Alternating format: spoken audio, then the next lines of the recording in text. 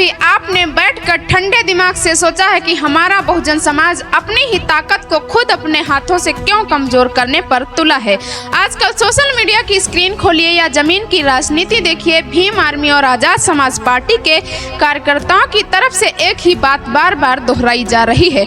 वो कहते हैं कि बहन जी को अब पार्टी की पूरी जिम्मेदारी और कमान चंद्रशेखर भाई को दे देनी चाहिए और उनके समर्थकों का पूरा जोर इस बात पर है कि बीएसपी को अब गठबंधन कर लेना चाहिए। लेकिन इन दावों के पीछे छिपे सच को जरा गहराई से समझने की कोशिश कीजिए। जो आदरणीय बहन कुमारी मायावती जी इस देश के सबसे बड़े राज्य की चार बार मुख्यमंत्री रही, जिन्होंने इस देश की राजनीति का रुख अकेले अपने दम पर बदला है, वो किसी के सामने जाकर गठबंधन के लिए हाथ क्यों फैलाएंगी? जब आपके पास करोड़ों लोगों के संघर्ष से बना हुआ एक अभेद किला मौजूद है, तो किसी और के दरवाजे पर उम्मीदें लगाना कहाँ की समझदारी है? और जो लोग कमान बदलने या अलग राह चुनने की जिद पर अड़े हैं, उनसे मेरा एक सीधा और बुनियादी सवाल है। अगर घर का कोई बेटा अपने बाप से किसी बात पर नाराज या गुस्सा हो जाए, तो क्या वह अपना घर छोड़ देता है? क्या वह उस घर की दीवारें गिराने लगता है जिसने उसे पहचान और सुरक्षा दी? हक की बात अपनी जगह है, लेकिन अपने ही वजूद की जड़ें काटना कहाँ का इंसाफ है? क्या ये बातें महज एक राजनीतिक राय है या फिर बहुजन समाज के वोटों को अलग अलग हिस्सों में बांटकर आपको हमेशा के लिए बेअसर करने की एक बहुत बड़ी रणनीति है? आज इस राजनीतिक चक्रव्यूह की सच्चाई को हम बिना किसी लाग लपेट के सामने रखने जा रहे हैं। पूरे विश्लेषण को समझने के लिए इस वीडियो के अंत तक साथ बने रहिएगा। नमस्कार साथियों, मैं हूं सुषमा गौतम और आप देख रहे हैं भीम मिशन यूपी। भाइयों और बहनों, जो लोग आज देश की इतनी अनुभवी और बड़ी लीडर को किसी के आगे झुकने या अपनी विरासत किसी और को सौंपने की सलाह दे रहे हैं, वो शायद इतिहास के पन्नों को पलटना भूल गए हैं। जब भी इस देश में शोषितों, पिछड़ों और आदिवासियों के अधिकारों पर संकट आया, तो उनके हक में सबसे पहली और चट्टानी दीवार बनकर कौन खड़ा हुआ?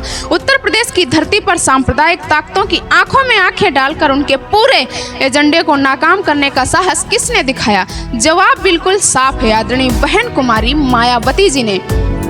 गठबंधन और समझौते की दुहाई देने वाले जरा पीछे मुड़कर देखें कि सत्ता के सामने घुटने किसने टेके हैं। घुटने उन लोगों ने टेके हैं जो कल तक खुद को धर्मनिरपेक्षता का मसीहा कहते थे और आज अपने ही निजी स्वार्थ के लिए पाला बदल चुके हैं। बहन जी ने अपने चार बार शासन कालों में कभी भी बहुजन स्वाभिमान और मान्यवर कांशीराम साहब जी की विचारधारा से रत्ती भर भी समझौता नहीं किया है। और साथियों, जब स्वाभिमान की बात आई, उन्होंने सत्ता को छोड़ना बेहतर समझा, लेकिन सिद्धांतों से कभी समझौता नहीं किया। इसीलिए देश के इतनी बड़ी लीडर को किसी के सामने झुकने की सलाह देना सिर्फ अज्ञानता ही नहीं, बल्कि समाज के हितों के साथ एक बहुत बड़ा मजाक है। अब जरा दूसरे पहलू पर बात कर लेते हैं जो अक्सर चर्चा में रहता है, बीएसपी में सतीश चंद्र मिश्रा जैसे चेहरों को शामिल करने का फैसला।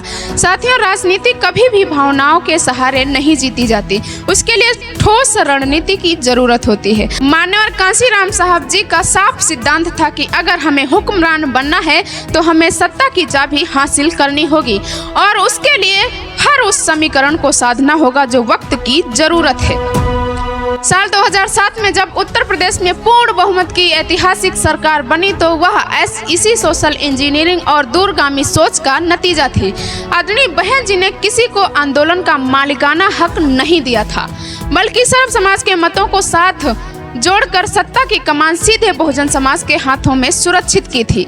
उस दौर के शासन को याद कीजिए। कानून का राज ऐसा था कि बड़े से बड़े अपराधी और सामंतवादी जेल की सलाखों के पीछे नजर आते थे। आज सोशल मीडिया पर बैठकर कमान मांगने वाले या ज्ञान देने वाले किसी नेता में क्या वैसा कड़क फैसला लेने का साहस है? साथियों, सबसे ज्यादा तकलीफ तब होती है जब कुछ युवा जो खुद को बाबा साहब का सिपाही कहते हैं, सोशल मीडिया पर आकर आदरणीय बहन जी के संघर्षों पर ही अभद्र टिप्पणियां करने लगते हैं और बागडोर बदलने की मांग उठाते हैं। मैं ऐसे युवाओं से बहुत जिम्मेदारी के साथ पूछना चाहती हूँ, जिस बीएसपी के कड़े संघर्षों की बदौलत आज इस देश का शोषित समाज में सिर उठाकर खड़ा हो पाता है, जिस नीले झंडे ने आपको इस देश की राजनीति में एक मजबूत पहचान दी और वजूद दिया, आज आप उसी की बुनियाद को हिलाने में क्यों लगे हैं? जो लोग आज एक एक सीट हासिल करने के लिए संघर्ष कर रहे हैं, उनसे इतने बड़े और ऐतिहासिक आंदोलन की तुलना नहीं की जा सकती। बहन जी ने 4 बार सरकार चलाकर यह जमीन पर साबित किया है कि बहुजन हुकूमत और शासन की ताकत क्या होती है।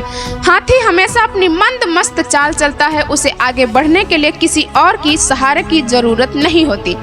इस तरह बिखराव की बातें करके आप समाज का भला नहीं कर रहे, बल्कि हमारे ही परंपरागत वोटों को बांटकर उन्हीं ताकतों का रास्ता आसान कर रहे हैं जो हमारा आरक्षण और हमारे संविधान को खत्म करना चाहती हैं। यह बात जितनी जल्दी समझ आ जाए, समाज के भविष्य के लिए उतना ही बेहतर होगा। इसीलिए साथियों, अफवाहों और भ्रामक प्रचार के इस जाल से बाहर निकलिए। इतिहास गवाह है कि जब जब बहुजन समाज का वोट बिखरा है, तब तब हमारे ही लोगों पर अत्याचार और अन्याय बढ़े हैं।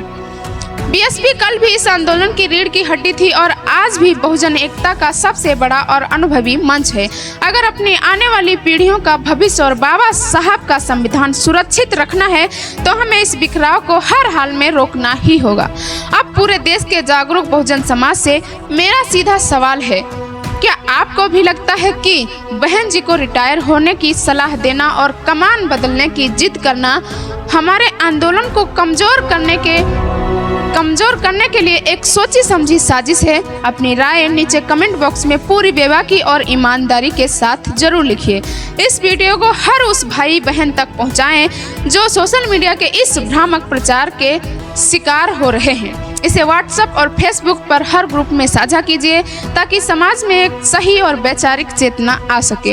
वीडियो को लाइक करें और आपके अपने चैनल भीम मिशन यूपी को सब्सक्राइब करना ना भूलें। मैं सुषमा गौतम अब आपसे विदा लेती हूँ और बहुत जल्द फिर मिलूंगी एक नए और गंभीर विश्लेषण के साथ। तब तक के लिए धन्यवाद। जय भीम।